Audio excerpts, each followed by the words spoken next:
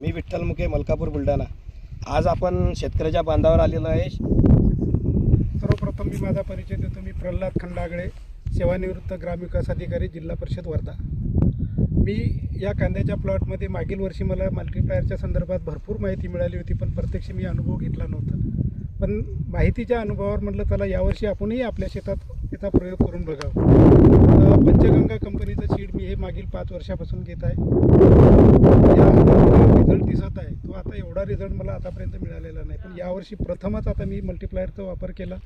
Company प्रतिनिधीने मला बीज प्रक्रिया करायला सांगितली होती। ती एकरी मी 1 किलो पाण्यात म्हणजे पावडर टाकली आणि 50 लिटर पाणी करून ते पूर्ण कांद्याला मी 2 वेळ त्याची बीज प्रक्रिया केली आणि शेतामध्ये मातीवर असा कांदा फैलून देऊन ते सुकवलेला आहे। तर याले आपण मल्टीप्लायरची बीज प्रक्रिया केली, बरोबर?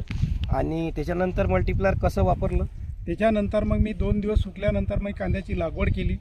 कांद्याची लागवड केल्यानंतर मी 3ऱ्या ते 4थ्या दिवशी मग एक बॅग घेतली 20-20-0-13ची आणि त्याच्यामध्ये एकरी 2 किलो मल्टीप्लायरचं मिक्स कोटिंग केलं त्या खताला आणि ते खताचं मग याच्यात वापर केला। आतापर्यंत फक्त एक बॅग रासायनिक खताची आणि 2 किलो मल्टीप्लायर एवढंच याला वापर केलेला आहे। तरीसुद्धा या कांद्याची आजची ही अशी पोझिशन आहे। पाहू शकता मित्र, फक्त एक रासायनिक खताची बॅग वापरलेली आहे आणि त्याला 2 किलो मल्टीप्लायर हे सोबत दिलेलं आहे। तर याच्यात वापर केल्यानंतर आपण कांद्याची पाट पाहू शकता, ग्रीनरी पाहू शकता, जाडी पाहू शकता आणि जे कांद्याला जे फुटवे निघत आहे हे फुटवेही पाहू शकता।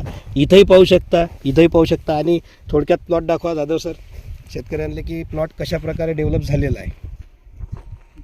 तर मल्टीप्लायर वापरल्यामुळे निश्चितच कांद्यावर खूप जबरदस्त रिझल्ट आलेला आहे आणि कांद्याचे तर आपण ग्रीनरी पाहू शकता, तर एकदम जबरदस्त आहे। थ्रिप्सही नाही आणि बुरशीचा अटॅकही नाही आणि निश्चितच मल्टीप्लायरचा खूप छान असा रिझल्ट या प्लॉटवर दिसून येत आहे। तर इतर शेतकऱ्यांना आपण मल्टीप्लायरबद्दल काय सांगाल? इतर शेतकऱ्यांनी स्वतः मल्टीप्लायरचा जर वापर केला तर याच्यामध्ये बुरशीचंही प्रमाण कमी होते, थ्रिप्सचंही प्रमाण कमी होते आणि कांद्याची ग्रीनरीसुद्धा चांगल्या प्रकारे टिकून राहते। तरी सर्व शेतकरी बांधवांनी जर वापर केला तर सर्वात अजून छान राहील। धन्यवाद मित्र।